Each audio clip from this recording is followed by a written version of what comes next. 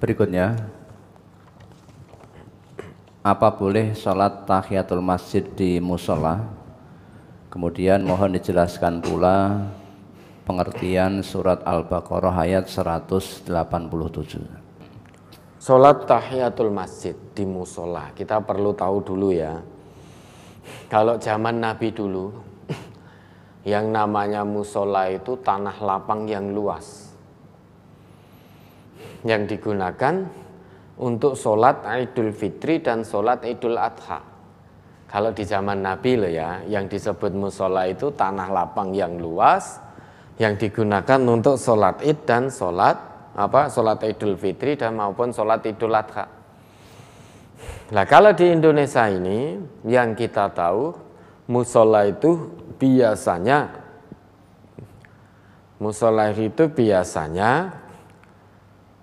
itu tidak digunakan, tidak difungsikan sebagaimana masjid.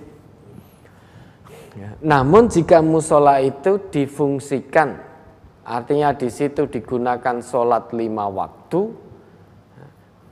dan juga digunakan untuk mendirikan sholat Jumat, maka bisa. Sekalipun namanya musola, bisa untuk iktikaf karena di situ didirikan sholat 5 waktu dan juga didirikan sholat Jumat dalam musola itu. Maka bisa digunakan untuk iktikaf dan sholat tahiyatul masjid di situ. Boleh. Ya. Kemudian yang kedua, Quran surat Al-Baqarah 187. Di ayat itu dijelaskan ya. Wahilla lakum lailatas siyamir rafathu ila nisaikum hunna libasul lakum wa antum libasul lahun. Jadi pada malam hari di bulan Ramadan itu halal, kumpul suami istri itu halal. Yang awalnya itu tidak boleh.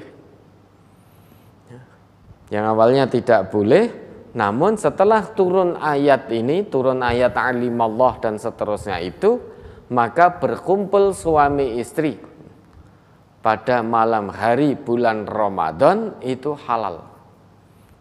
Suamine dhewe, istrine dhewe loh ya, bukan suami tonggone maupun istri tetangganya. Hubungan suami istri, makan dan minum di malam hari bulan Ramadan itu halal. Kenapa? Karena dulu menurut riwayat manusia itu pada bulan Ramadan kanan nasu fi Ramadana. Dahulu itu manusia pada bulan Ramadan idza shomar rajulu fa amsa fanama haruma alaihi ta'amu wasyarabu wan nisa'u hatta yuftira minal ghadi. Dulu itu jika datang bulan Ramadan atau manusia berada di bulan Ramadan, apabila ada orang yang berpuasa, fa'amsa kemudian datang waktu berbuka, fanama setelah itu dia tidur. Nah, tidurnya itulah menjadi tanda dia tidak boleh lagi makan, tidak boleh lagi minum, tidak boleh lagi berkumpul suami istri sampai datang waktu berbuka berikutnya. Misalnya datang waktu berbuka maghrib, kemudian kita makan, minum, habis sholat isya kita tidur. Nah, nanti tengah malam terbangun, kita tidak boleh makan, tidak boleh minum, tidak boleh berkumpul suami istri. Itu dulu di waktu Ramadan sebelum turun ayat ini. Jadi dulu orang kalau puasa, datang waktu berbuka, kemudian dia tidur. Lah tidurnya itu menjadi tanda tidak boleh lagi makan, tidak boleh lagi minum, tidak boleh lagi berkumpul suami istri sampai datang waktu berbuka esok hari. Pernah pada satu malam, Faraja Umar ibnul Khattab min indin Nabi sallallahu alaihi wasallam dzata lailatin qad sahira indahu.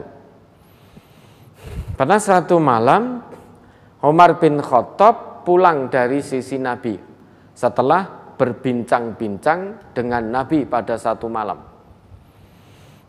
Sampai rumah, fawajada imra'atahu qad namat fa'aradaha.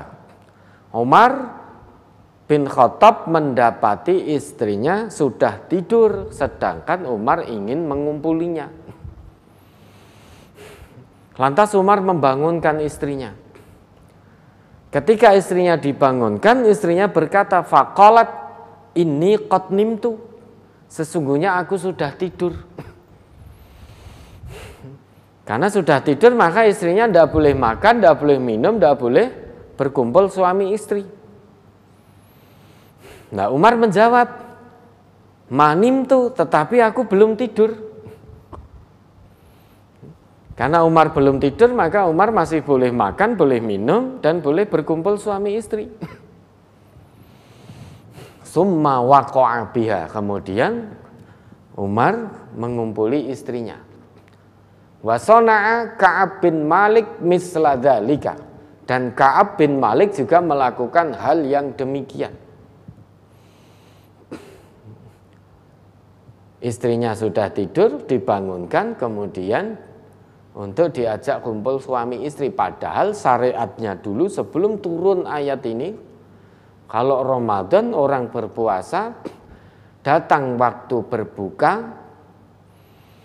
kemudian dia tidur, lah tidurnya itu menjadi tanda dia tidak boleh lagi untuk makan, minum, berkumpul suami istri, meski masih di malam hari sampai nanti datang waktu berbuka di hari berikutnya. Nah, kemudian faghada Umar ibnul Khattab, pada keesokan harinya maka Umar datang kepada Nabi, menceritakan, memberitahukan kepada Nabi apa yang sudah terjadi. Fa'akhbarahu. Setelah Umar bertanya kepada Nabi, fa'anzalallah, lantas Allah menurunkan ayat alimallah annakum kuntum takhtanuna anfusakum fataba alaikum wa'afa ankum. Allah itu maha mengetahui bahwa kamu itu tidak kuasa menahan hawa nafsumu. Maka apa yang dilakukan Umar dan Ka'ab itu diampuni oleh Allah dan dimaafkan oleh Allah, sehingga pada malam hari bulan Ramadan, sebelum masuk waktu subuh, maka orang-orang Muslim itu tetap boleh makan, boleh minum, dan boleh berkumpul suami istri. Yang mana sebelum turun ayat ini, kalau sudah tidur maka tidak boleh lagi makan, tidak boleh lagi minum, tidak boleh lagi bersetubuh sampai datang waktu berbuka hari berikutnya. Meskipun ngelilir di tengah malam, tapi sudah tertidur. Sudah tidur, ngelilir tengah malam, tetap tidak boleh makan, tidak boleh minum, tidak boleh berkumpul. Kemudian terjadilah peristiwa Umar dan Ka'ab, disampaikan kepada Nabi, lantas turun ayat ini. Jadi perbuatan Umar dan Ka'ab dimaafkan, diampuni oleh Allah, sehingga pada malam hari uhilla lakum lailatas siyamir rafatsu ila nisaikum. Andai kata ayat ini tidak turun, maka syariatnya tetap berlaku sampai hari kiamat. Termasuk kita, kalau sudah buka, kemudian ngantuk tidur, lah tidak boleh makan, minum, dan berkumpul suami istri. Namun Allah itu maha mengetahui apa yang tidak diketahui oleh manusia. Allah itu menghendaki kemudahan bagi hamba-hambanya, tidak menghendaki kesulitan. Maka turunlah ayat ini.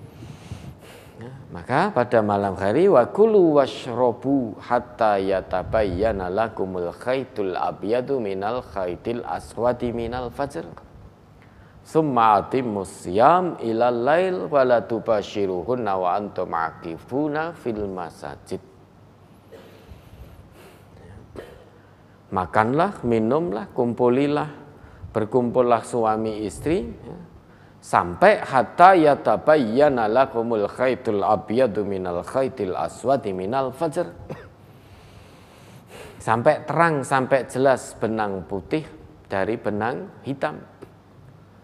Artinya terbit fajar subuh itu.